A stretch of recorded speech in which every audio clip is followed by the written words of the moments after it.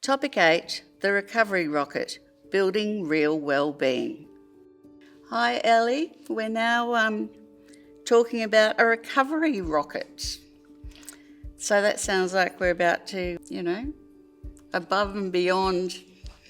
To infinity and beyond. To infinity and beyond, that's it. Now, this is something that a lot of members talk to me about. They say, but work is stressful.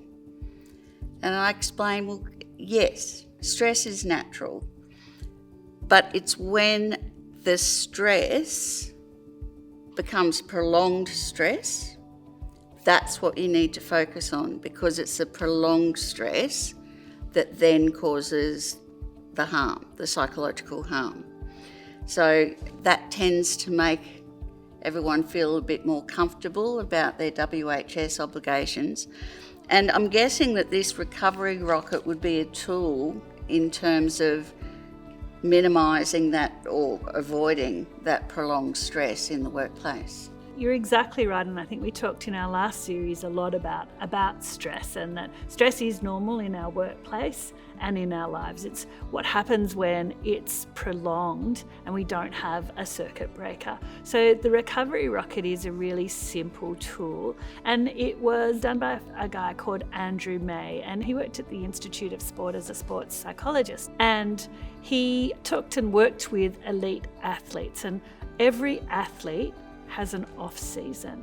So athletes have to perform at their peak during their on season, but it's how they also handle their off season that prepares them to step into those really big times where they have to perform. And so through Andrew's research, he created this recovery rocket. And this can be translated into our workplace, and it's a very, very simple model. Like most things, it is simple, but we have to actually think about it and activate it and do it in our workplace.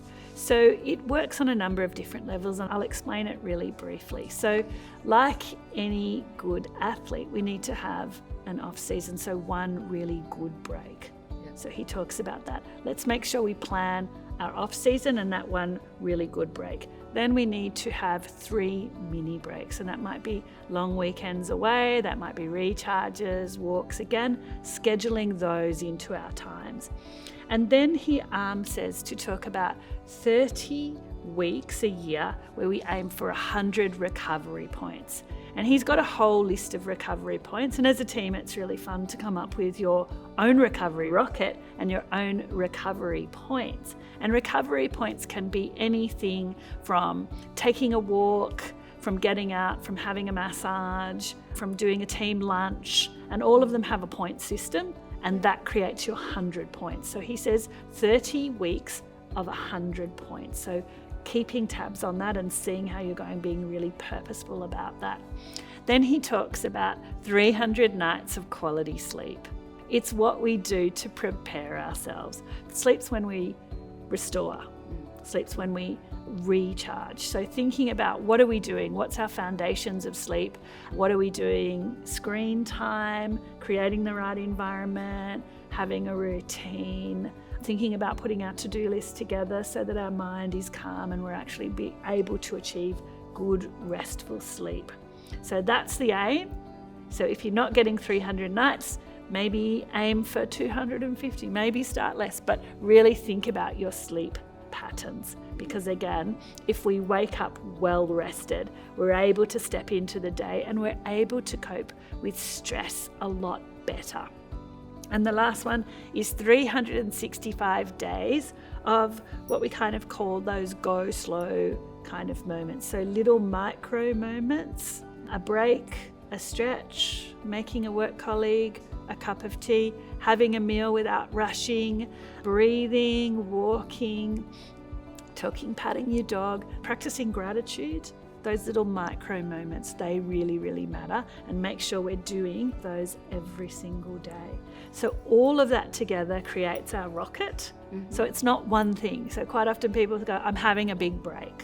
We need to do holistically think about our rocket and how we're fueling it so that we're able to step into those times at work where it is busy, where it is stressful, but we're doing that being our best selves. And I guess some of those, your point system that you have, things that recharge you, it can be quite personal, can't it? Yes, it can. So for some people, going to have a massage. Yeah. For some people, it might be swimming in the ocean. Yeah. Everyone's going to have different things that will create those points. For some people, it might be connecting with family. For some people, it might be having a nice lunch out or having a picnic in the park. It's going to be different things for different people, and that's really important. And it's also important to share those, because you might get some amazing tips and tricks from your work colleagues around simple things you can do. So the motto really kind of is about healthy habits. We want to show team members that they're valued. Again, we want to make sure that we're encouraging a healthy work environment, and that then also helps with a healthy home environment.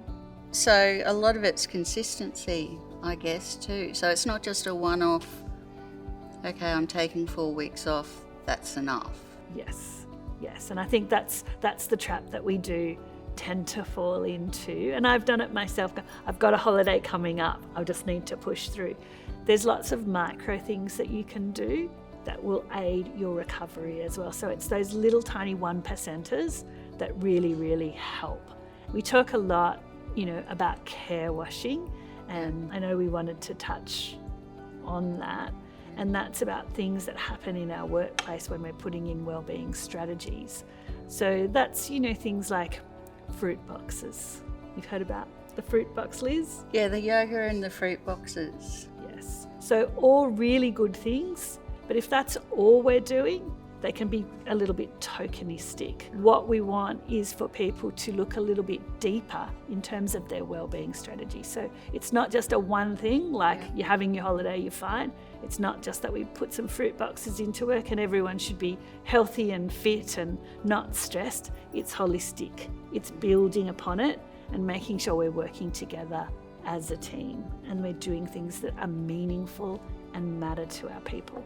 So key takeaways is take some time to plan your recovery. Think about your recovery rocket and think about how you can take those breaks. Prioritize healthy habits. Show your team that recovery is valued. So again, making sure we're modeling the way. Normalize wellbeing conversations. Ask your team what helps them to recharge. Listen to them. Celebrate together. Again, performance isn't just about long hours. Performance is about all those little 1%ers that we do. Sounds good. And downloadables. We have Andrew's recovery rocket. He's amazing. Customize the rocket. Do what works for you. Work with it with your team. In our workplace, we've done our own recovery rocket. Again, you've got to make what works for you. So have a little look at it. There's lots of strategies, there's lots of tips. He's got tons of point systems around that can help you start the conversation. But I really encourage you to have that conversation with your team. And just to be clear, it's before a busy time and after a busy time, or is it just after a busy time? It's all the time.